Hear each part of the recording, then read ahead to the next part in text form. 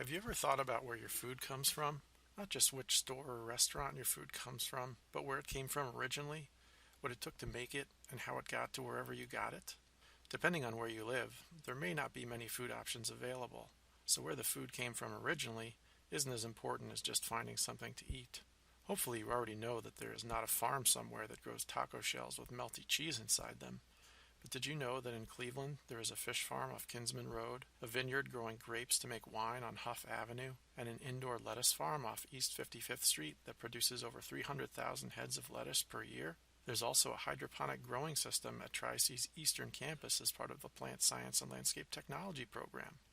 For most of us, we're pretty disconnected from where our food is originally grown or raised and where it is processed into what we buy at a store or restaurant. What we buy usually depends on what is available to us, how much it costs, and how much time we have to get it or prepare it. In a lot of places, there are not many options, and the options that exist are not necessarily healthy. As a result, we often end up getting fast food or something like a bag of chips from a convenience store or vending machine. But paying $1 for a bag of chips that is only 1 or 2 ounces of food is really pretty expensive, and the chips don't do us much good as far as nutrition or health are concerned. Also, in most cases, the money you spend on chips or other food from a convenience store, vending machine, or fast food restaurant is going off somewhere else to support a big business or big business owner who doesn't live near where you got it. Most of our food comes from far away, all year round, but especially in the winter months here in Northeast Ohio, from California, Florida, Mexico, South America, and beyond, depending on what we're buying. So most of the time we are sending our money far away to pay for food we don't know very much about and for the jobs related to growing, processing, and transporting this food for us. What if we kept more of our money closer to the Cleveland area by buying healthier, locally produced food and supporting a local food system and all the jobs that go with it? Food production, processing, distribution, and more. Local food is often at least a little bit more expensive, but it is usually tastier, healthier, and lasts longer because it is fresher than something that has been shipped in. In addition, buying food grown locally also supports the local economy, meaning you're supporting local jobs and keeping the money in your neighborhood or in the region. Keeping money local helps strengthen the neighborhoods and communities where these jobs are located. If enough people are buying food locally, the growing or production of this food should become more efficient, and maybe the local food will not cost more after all. But guess what? There's already a local program in place that doubles the value of food stamps at some farmers markets to reduce the cost of healthy local food. The program is called Double Value Produce Perks, and it allows Ohio Direction Card holders to double the value of up to $10 of Ohio Direction Card money spent on fresh fruits and vegetables per week during a visit to a participating farmer's market. In other words, Ohio Direction Card holders can get $20 of produce from a participating farmer's market while only using $10 of their benefit. That's 2 for the price of 1, doubling what you get for the money and eliminating the cost barrier for at least some local food.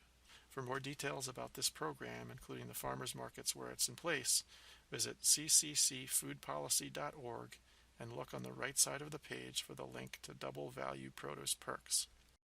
In addition to farmers markets, remember those local examples that were mentioned at the beginning of this video? There are already people working on growing or producing food year-round right nearby if you know where to look. We all could benefit from an expansion of these operations. The Ridall Green Partnership produces vegetables and fish locally year-round, with a focus on health and community education.